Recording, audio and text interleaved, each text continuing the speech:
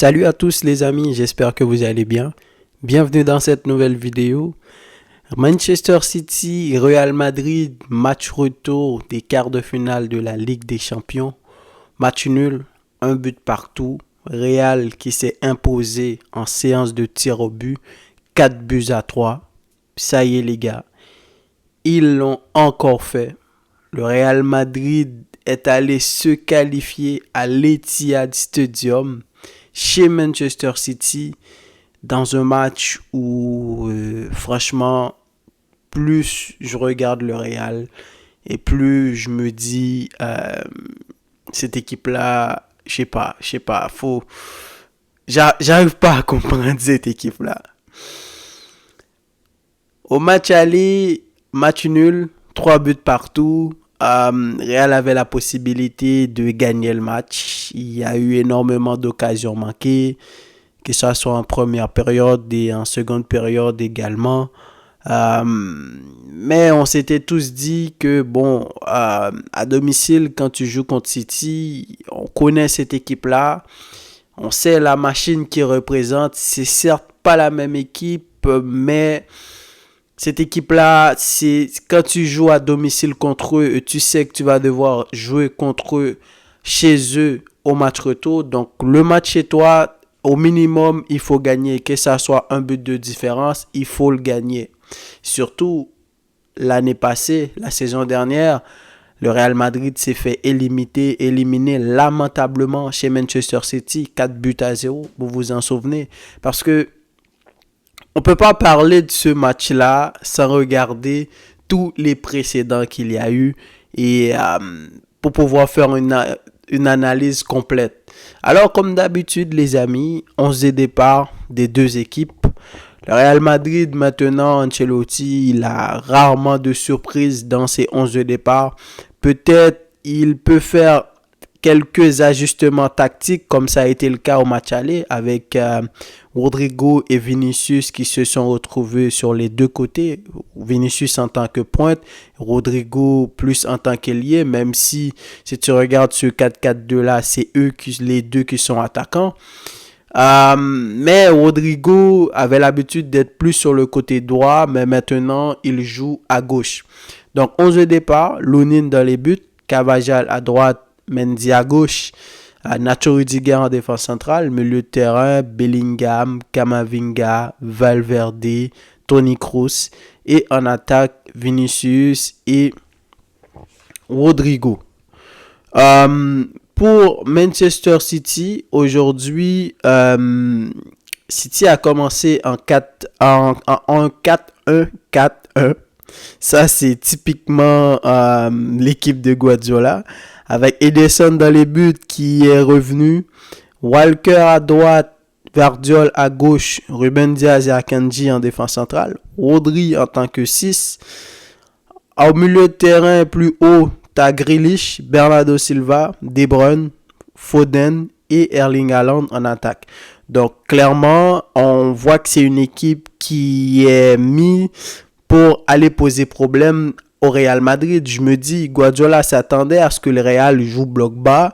Donc, il a mis ces 4, les 4 quant à ce rideau-là avec Grealish, Bernardo, De Bruyne, Foden. Voilà, je pense qu'avec Rodri derrière eux qui va être capable de les alimenter, il n'y a pas beaucoup d'équipes qui peuvent survivre à ça. Alors, Real, le match a commencé, City avait la possession, comme d'habitude, on le savait, City, il n'y a pas vraiment beaucoup d'équipes qui peuvent rivaliser avec City en termes de possession, tout ça. Mais avec un Real Madrid, clairement, l'objectif c'était ça, c'était de défendre. Un Real Madrid, encore une fois, qu'il faut le rappeler, que le Real a commencé la saison avec plein de doutes. Déjà, tu as un Benzema qui est parti et tout le monde s'attendait à ce qu'il y ait un véritable numéro 9. Malheureusement, c'est pas le cas. On ne saura jamais ce qui s'est passé. Est-ce que c'est parce qu'ils attendent d'avoir Mbappé, donc du coup, ils n'ont pas voulu aller chercher Harry Kane. Au lieu de ça, ils ont pris quelqu'un comme Joselu. Ancelotti a commencé la saison avec un 4-4-2 qu'il a eu du mal à intégrer. Vous vous en souvenez en début de saison, même s'il gagnait des matchs. Mais contre l'Atlético de Madrid, premier vrai match, on a vu la faiblesse de cette équipe-là. Un Real Madrid qui a perdu Courtois, qui a perdu Militao, qui a perdu Alaba. Et aujourd'hui, le Real n'avait pas Tchouaméni, qui est un titulaire indiscutable dans cette équipe-là en tant que numéro 6 pour cumul de cartons.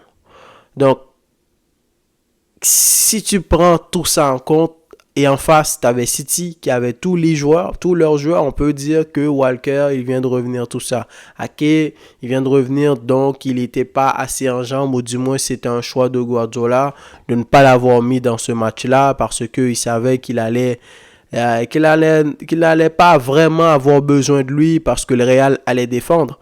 Donc, ce qui m'a surpris dans ce match-là déjà, c'est la qualité défensive du Real. Je viens de vous parler que le Real n'a pas Benzema, mais à chaque année, c'est quasiment presque la même chose. Il y a quelques années de cela, il n'y avait plus Cristiano, ils l'ont fait. Il n'y avait plus Varane, ils l'ont fait. Il n'y avait plus Ramos, ils l'ont fait. Donc, ça, c'est quelque chose qu'il faut prendre en compte. Mais jamais j'aurais pensé que le Real pouvait afficher un match aussi défensif que cela. Le Real Madrid, c'est une équipe, quand elle est favorite, elle gagne. Quand elle n'est pas favorite, elle gagne. Elle n'a pas besoin de gagner avec la manière. C'est l'équipe qui n'a pas de problème à te laisser la balle pour opérer en compte. C'est l'équipe qui est capable de jouer 80-90 minutes sans avoir un tir cadré, sans avoir un corner, sans avoir véritablement d'action dangereuse. Première action du Real Madrid, disons deuxième action, il y avait eu un premier tir de Camavinga. Ensuite, première action, et il faut parler du but aussi. À aucun moment, il y a but dans ce genre d'action-là. Alors, est-ce que c'est une passe de Carvajal ou du moins un dégagement? Moi, ce que j'ai vu, c'était un dégagement. Contrôle de Bellingham, contrôle exceptionnel de Bellingham, qui du coup met Rodri dans le vent. Ensuite, il fait la passe pour Valverde. Valverde qui a vu l'appel de Vinicius. Vinicius qui a centré pour Rodrigo. Walker est fautif sur ce but-là, selon moi, parce que dès le départ de Vinicius, il arrêtait pas de lever la main, il criait hors-jeu, oui on est d'accord, mais là, faut quand même essayer de contenir Rodrigo. Je sais pas, il a mal jaugé la trajectoire du ballon, et il a taclé, il a pas pris la balle, Rodrigo a tiré, arrêt, rebond favorable, but. Et là, deuxième vraie action du Real Madrid, c'est un but. À ce moment-là, on s'était dit, ok, c'est quand même tôt. C'était à la 12e minute de jeu, ce but-là. Donc, je me dis, la série reste encore ouverte. Manchester City, là maintenant, on va voir qu'est-ce que ça va donner. Comment le Real va faire pour tenir au score face à une équipe de City maintenant qui va être déchaînée maintenant. On ne s'attendait pas à ce que le Real marque un but. T'es chez toi, donc tu t'appelles Manchester City. C'est clair que le Real va passer un mauvais moment. Eh bien, contre toute attente, c'est ça encore une fois qui m'a surpris. Oui, City avait la balle, 67%, 33% pour le Real. Faut que je vous lise un peu les statistiques pour que vous compreniez un petit peu de quoi je parle. Parce que, franchement, faut que vous compreniez à quel point c'est exceptionnel ce que je viens de voir. Donc, 33 tirs pour Manchester City, 8 pour le Real Madrid. Avec 9 tirs cadrés pour le Real et 3 tirs cadrés pour le Real et 9 tirs cadrés pour Manchester City. Déjà, ça te dit que le gardien Lunin, il a été exceptionnel aujourd'hui. Il a fait un très grand match. Donc, quand tu as 9 tirs cadrés et il n'y a qu'un seul qui rentre dans le but, donc, ça prouve à quel point que ton gardien a été meilleur. Donc, possession, 68% pour City, 32% pour le Real, 919 passes pour Manchester City, 457 pour le Real, 92% de précision de passe pour City, 81% pour le Real. Donc, 32% de possession pour le Real, donc tu as 81% de précision de passe. Ça te prouve à quel point que le Real, ils n'avaient pas la balle, mais le peu de ballon qu'ils avaient, ils ont su comment garder la balle, ils ont su l'utiliser pour faire ce qu'il fallait. Donc, faute, 15 fautes pour City, 11 fautes pour le Real, 3 cartons jaunes pour City, 2 pour le Real. Hors-jeu, 1 de chaque côté, pas de carton rouge. Et corner, 18 corners pour Manchester City et 1 corner pour le Real. Donc, vous voyez les statistiques, les amis, c'est vraiment une équipe qui s'est fait dominer dans tous les compartiments du jeu et qui à aucun moment n'a douté. Cet effectif-là, Ancelotti réussit à insuffler chez ses joueurs l'ADN qu'ils ont. Tu regardes, c'est des Camavinga, c'est des Kroos aujourd'hui qui a fait un excellent match, surtout défensivement parlant. Au match aller, on se demandait tous, beaucoup de gens critiquaient quelqu'un comme Rodri en disant que voilà, il a pas fait un bon match. Je suis d'accord parce que un City sans un grand Rodri, c'est pas un City qui est capable de gagner des matchs. C'est compliqué parce que ça commence par Rodri. Mais j'avais salué le milieu de terrain du Real qui n'a aucun moment à laisser le temps à Rodri pour pouvoir alimenter le jeu, de faire des passes qui soient capables de casser des lignes. Et vous l'avez vu aujourd'hui, Bellingham qui a fait un excellent match. Ce gars-là, c'est vrai qu'en deuxième partie de saison, il ne marque pas énormément de buts. Donc, il nous avait gâtés en première partie de saison. Donc, on s'attendait à ce qu'il marque énormément de buts. Ce n'est pas le cas. Mais qu'est-ce qu'il est important dans ce dispositif-là? Donc, tu as une attaque Rodrigo Vinicius. Techniquement, tu te dis qu'il n'y a aucun danger. Mais quand le Real a la balle, quand Bellingham décide de se faufiler au milieu de ces gars-là, tu as Valverde qui déchaîne à droite, Carvajal qui déchaîne à droite. Et t'as Rodrigo et Vinicius qui sont capables d'y aller très vite. Vous avez vu des talonnades et Bellingham quand il a le ballon qui est capable de conserver le ballon, de casser des lignes, faire des passes clés. Donc comment cette équipe-là arrive à marquer des buts? Ils vont très vite les amis, ils vont très vite. Ouh là là, franchement, j'ai envie de dire que je suis surpris. Mais c'est pas le cas. C'est pas le cas. C'est juste que cette équipe-là n'arrête pas de me surprendre. Donc aujourd'hui, ils nous ont montré une autre facette chez eux. À savoir, ils sont restés dans leur moitié de terrain. Et à aucun moment, City les a fait peur.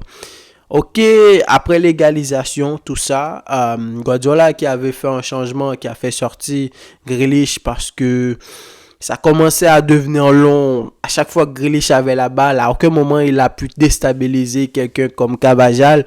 Donc c'était tout le temps fixé, passe en retrait, fixation, passe en retrait, etc. Ça commençait à devenir long. Et plus ça avançait, plus le Real avait le contrôle. Donc le changement de Doku, c'était un très bon changement.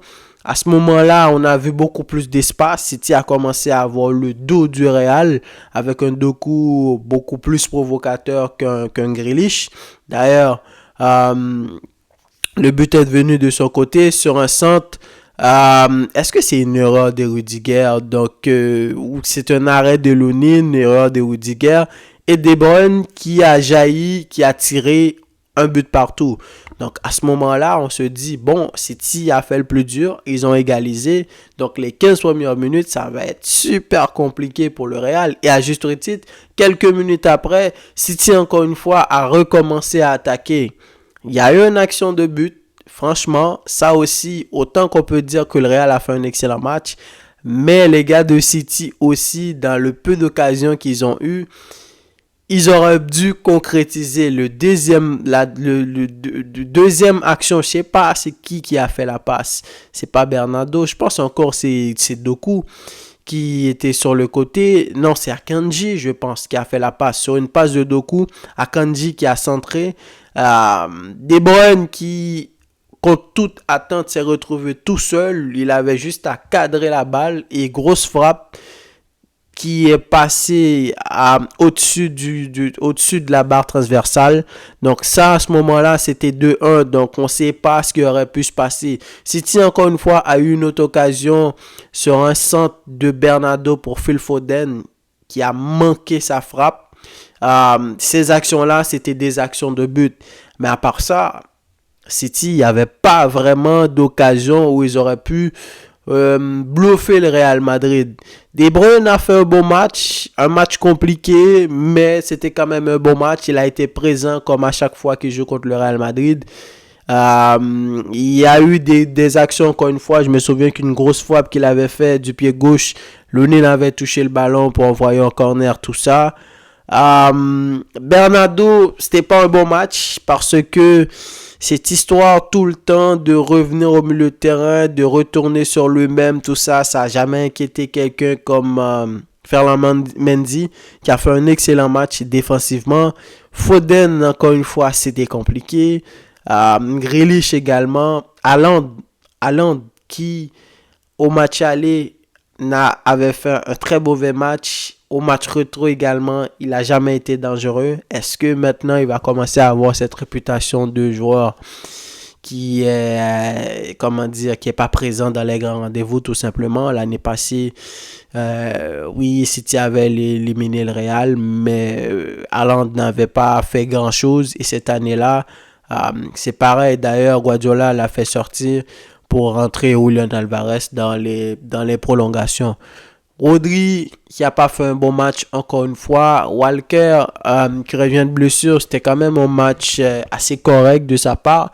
Akanji qui avait ce rôle-là de John Stones au milieu parce que il rentrait tout le temps au milieu de terrain pour amener l'apport offensivement. Je vous l'ai dit, c'est lui qui a fait la passe pour De Bruyne où De Bruyne n'avait pas marqué le but, dommage. Il s'intercalait tout le temps. Vardiol également qui jouait très haut, Ruben Diaz qui jouait très haut. C'était vraiment une attaque contre défense, mais le Real n'a pas tremblé, le Real n'a pas vrillé et ils sont allés chercher leur qualification, les amis, à l'Etihad Stadium. S'il y avait une équipe qui pouvait le faire, c'était le Real Madrid et encore une fois, ils nous l'ont montré. La Ligue des Champions, c'est vraiment leur championnat. Ils maîtrisent ce championnat à la perfection. Peu importe contre qui ils vont jouer. Quand ils sont favoris, ils gagnent. Ils ne sont pas favoris, ils gagnent. Vous vous souvenez du match, du double confrontation contre Leipzig? J'ai regardé ça et je me suis dit, c'est ce Real-là qui va jouer contre Manchester City. Leipzig a raté énormément d'occasions. Real aurait dû se faire éliminer. Si on regarde les statistiques, le Real aurait dû se faire éliminer dans cette double confrontation. Mais non, dans un match compliqué à l'aller, tu as un Brahim Diaz qui te sort une performance individuelle incroyable, qui te lâche un but. Et au match retour également, c'est pareil. Donc voilà. Qualification du Real, les fans du Real, vous devez être contents, à juste titre les gars. Moi si j'avais été fan du Real, j'imagine pas comment j'aurais été.